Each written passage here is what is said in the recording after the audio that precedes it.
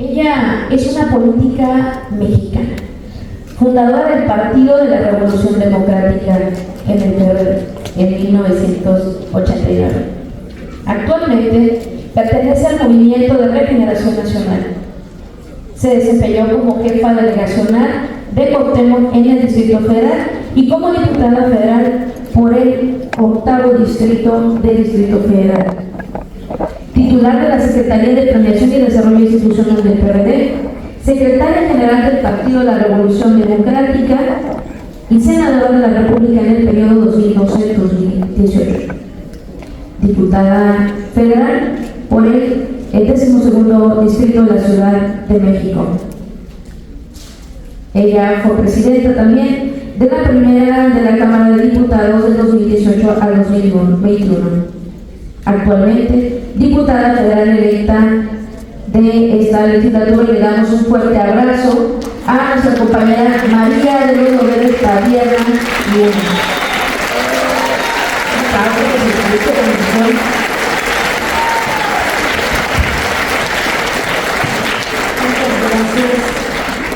Primeramente, agradecer la presencia de todas ustedes, compañeras.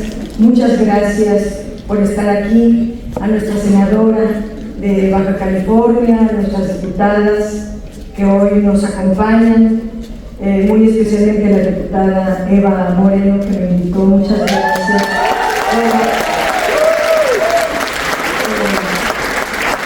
Al presidente del partido, muchas gracias, presidente, por estar aquí. Desde luego a nuestras regidoras, que nos dan un orgullo enorme, y efectivamente estamos llegando por fin a una reforma al Poder Judicial. En el terreno de las mujeres, en 2014, dimos una fuerte batalla para que hubiera paridad de género en todas las instituciones del Estado. No se pudo. La izquierda no éramos mayoría, o lo éramos, pero no podíamos estar representadas en esa proporción en las cámaras. Fue hasta que llegó el presidente López Obrador cuando se reformó la Constitución a iniciativa de él, para que hubiera este mandato: paridad de género en todas las instituciones del Estado. Avanzó mucho todo el Poder Ejecutivo, el Poder Legislativo, pero el Poder Judicial nunca ha querido aceptar los grandes cambios en beneficio de nuestra sociedad. Fue el 5 de febrero cuando el presidente López Obrador presentó el Día de la Constitución un paquete de reformas constitucionales a la Cámara de Diputados. La oposición dijo: no les vamos a dar un solo voto, no vamos a votar ninguna de las iniciativas del presidente de la República. Actualmente no tenemos mayoría calificada. Fue entonces cuando el presidente dijo: vámonos por el plan C, vamos a intentar lograr convencer a la ciudadanía de México para que nos dé la mayoría calificada y poder plasmar en la Constitución los grandes derechos de la gente, las grandes transformaciones que como sociedad estamos configurando. Quiero hoy mencionar lo que él propone en esta iniciativa para transformar al Poder Judicial de la Federación, porque no es cualquier reforma, es la refundación de la justicia en México, y como refundación se está en un proceso histórico. Es la primera vez que se analiza, se informa desde abajo a toda la gente en las colonias, en los barrios, en las unidades, en foros como este. Están presentando las propuestas a la ciudadanía para que respalde las grandes transformaciones que estamos forjando.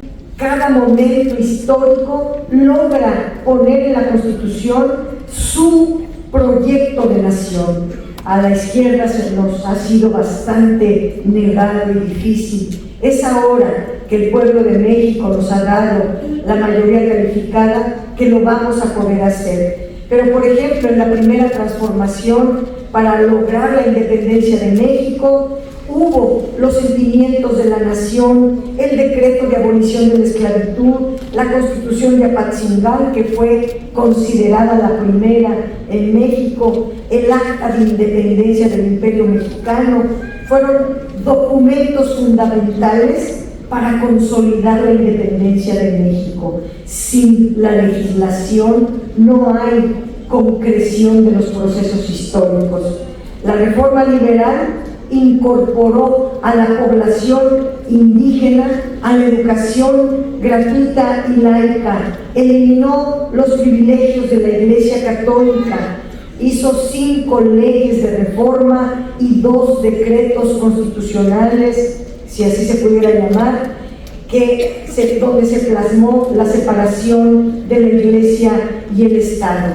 La Revolución Mexicana dio por consecuencia la Constitución de 1917, la primera constitución social del siglo XX, y que contenía los grandes derechos de la gente. Se hizo a raíz de la lucha revolucionaria el Plan de San Luis, el Plan de Ayala, el Plan de Guadalupe, la Ley Agraria.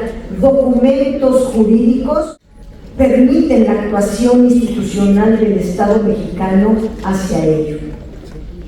Es decir, las leyes en cada época se van transformando para incluir, plasmar el proyecto de nación que ganó en las urnas a cada fase.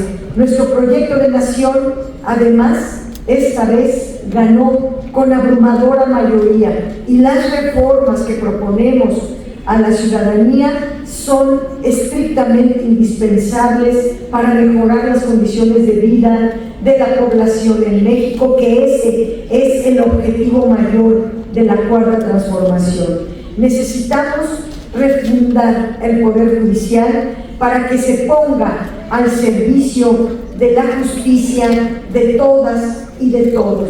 Aquí se ha señalado, por ejemplo, que hay delitos que quedan completamente impunes, pero así ha sido por décadas. Esta reforma al Poder Judicial permitirá terminar con la impunidad para todos los delitos que siempre van atrás, que se cometen contra las mujeres y la niñez, y se busca darle perspectiva de género a toda la propuesta presentada por el presidente. Se trata, compañeras, de un nuevo comienzo de la administración de la justicia en México. Los temas más relevantes de la propuesta, ustedes lo saben, los digo de volada: la elección por voto popular de las y los jueces, las y los ministros, las y los magistrados, reformar el Consejo de la Judicatura, que se traduce en 2, el Tribunal de Disciplina Judicial y un órgano administrativo que llevará el presupuesto de todo el Poder Judicial, y la justicia pronta y expedita. El Poder Judicial debe conducirse bajo los principios de colaboración entre poderes y de respeto a la Constitución. Parece que estoy diciendo obviedades, pero en la realidad, compañeras, compañeros, no funciona así. No hay actualmente colaboración de poderes y tampoco respeto a la Constitución por parte de las y los juzgadores de la Alta Corte de México. La actuación de la Suprema Corte rebasa, es decir, se extralimita, no respeta la Constitución y ha confundido el concepto tal vez de contrapeso con el de ser oposición militante en contra de la voluntad ciudadana que eligió a Morena y a la Cuarta Transformación, a la coalición Sigamos Haciendo Historia, para ser una mayoría en nuestro país y gobernarlo. Mientras que la Constitución ordena, por ejemplo, que las sentencias solo tengan efectos en las partes que se litigan, la Corte, violando la Carta Magna, dicta sentencias que anulan la ley. Fue el caso de la Ley de la Industria Eléctrica y muchas otras. Si no les gusta, por por ejemplo, un párrafo, un artículo, una palabra. Lo que dice la Constitución es: póngase un corchete mientras se estudia el tema a esa palabra, a ese artículo, a ese renglón. Pero lo que hicieron esta Corte fue: se cancela toda la ley, aunque la litis haya estado en una palabra, y eso es violar la Constitución.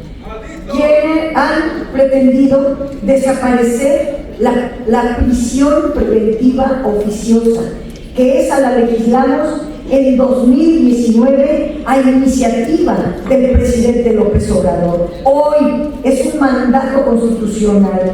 ¿Por qué la Corte quiere desaparecer una reforma constitucional si no son poder constituyente? El poder constituyente son la Cámara de Diputados, la Cámara de Senadores, al menos 17 congresos locales. Ese es el poder constituyente, no es las 4 personas que votaron por eso en la Suprema Corte. La Carta Magna, si deja de ser la guía del derecho mexicano, pues entonces se suplantan las facultades de otros poderes. La facultad de hacer leyes y constituciones la tiene el poder legislativo, no el poder judicial. El poder judicial debe acatar lo que aprobamos en el Congreso de la Unión. No invitaría, por ejemplo, a la Suprema Corte de Justicia a revisar su propia tesis sobre la división de poderes emitida en julio de 2009, donde la Corte define qué es la división de poderes y lo denomina es la coordinación, la colaboración de poderes, que no los facultaba para arrogarse facultades que corresponden a otro poder. El poder judicial solo tiene las facultades que el legislativo le dicta en la Constitución. En esta parte tan importante de la iniciativa del presidente propone evitar que las suspensiones sean generales, las suspensiones de una ley sean generales. Únicamente se reserva y se litiga la parte que está en controversia. Por otro lado, una parte nodal, estructural de esta reforma es el nombramiento de los jueces, magistrados y ministros. La propuesta es poder elegir a todos estos titulares de los órganos jurisdiccionales por voto popular. Es una idea republicana y democrática.